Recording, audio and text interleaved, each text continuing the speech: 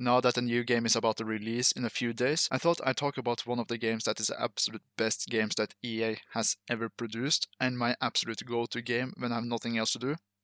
That's right, EA's UFC 3. EA's UFC 3, not to be confused by the actual UFC 3, UFC Personal Trainer, or the similarly named UFC Undisputed 3, is the 12th UFC game so far because EA has a weird habit of taking over any franchise and reboot the fuck out of it like they're Araki when he asks too many what if questions. Welcome to Jurassic Park.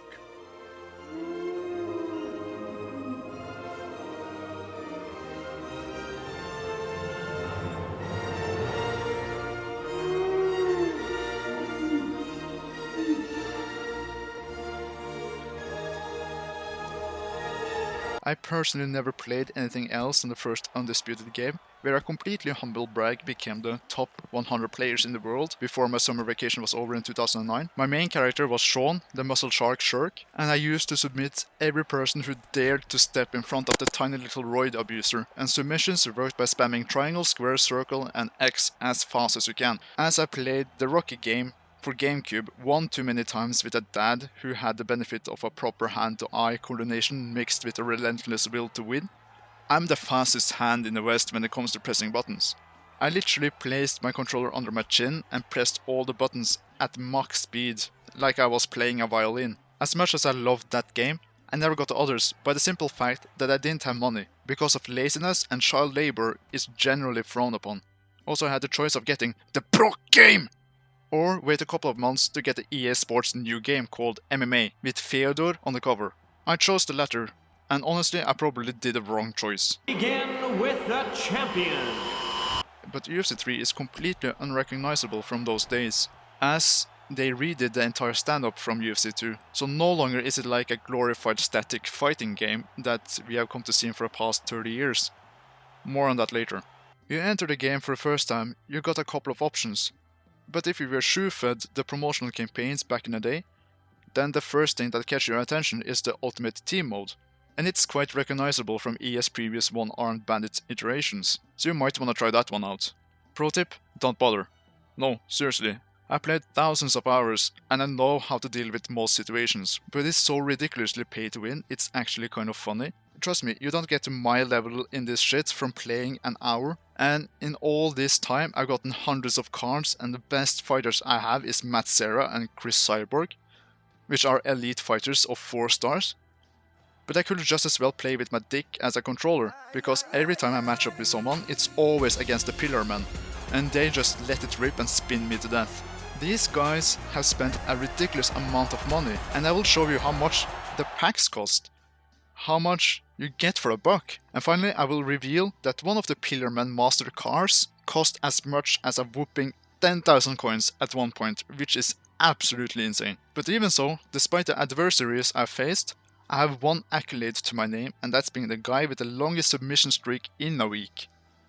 The double champ does what he wants. The next thing you want to try out is the career mode. Oops, sorry. I don't know what I thought for a second there. I meant to say the opportunity mode. This isn't a career.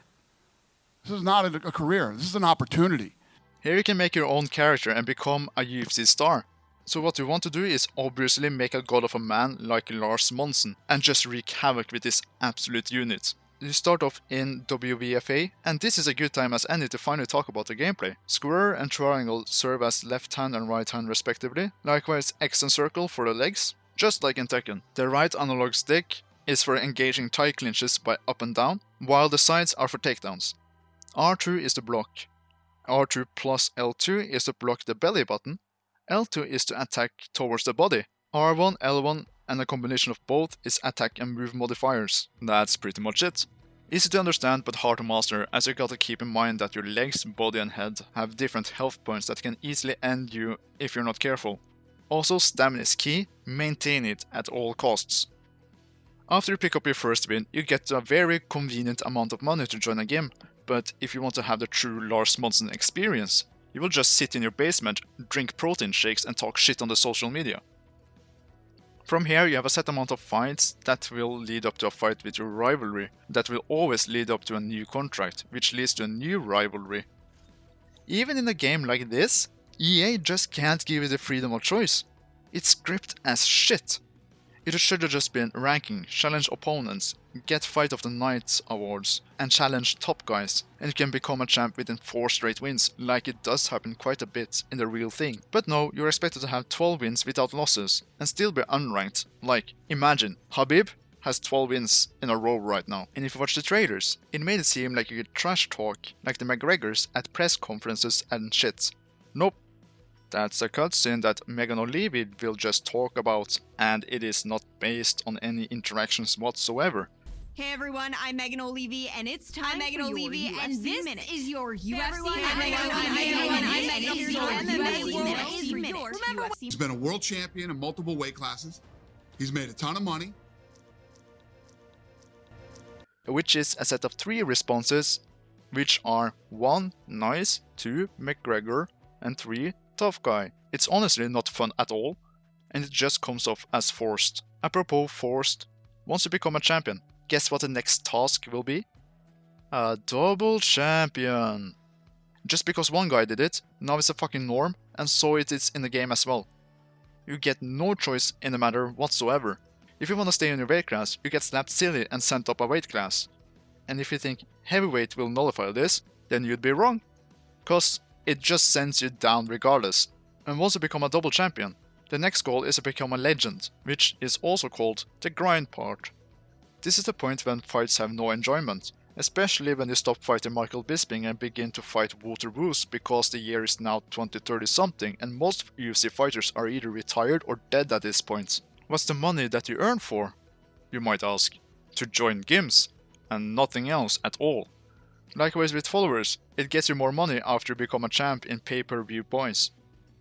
But as boring as opportunity mode is, it serves as a tutorial to learn the ropes before you throw yourself into the harsh online world, which we stepped our toes in previously. The other modes is quick fight, which serve as a fast and casual matchups. Here you can be matched up against beasts or total new beginners, and it's honestly a ton of fun. When your opponent declines a rematch, that's when you know you won regardless if you actually won.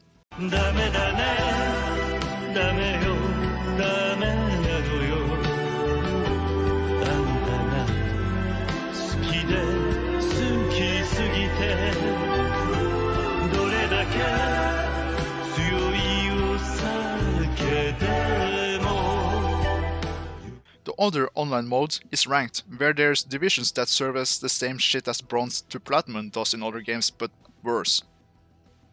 It always matches me up against top class opponents or spammers, so it's always ending up as 50-50 win-loss ratio for me. But it's all fine really.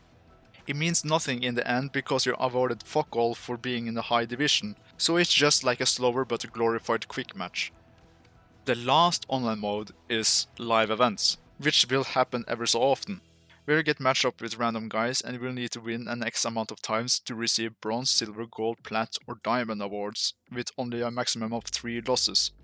The awards will give you battle packs in Ultimate Team, and it is fun as you will have the same stats as the opponent, and it's usually a more fair matchup than what you can get in any other mode. The last mode I want to touch upon is the tournament mode, which is the biggest letdown, that it isn't online, or even an only invite type of mode.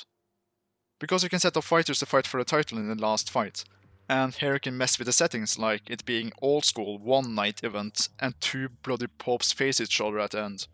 Or you can choose to have an open weight where you can get amazing matchups like Demetrius Johnson versus Stefan Struve.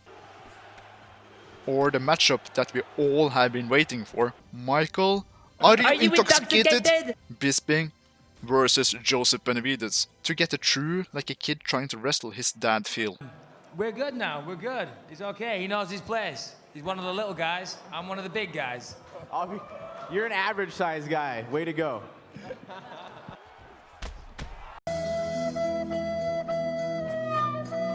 You're an average size guy.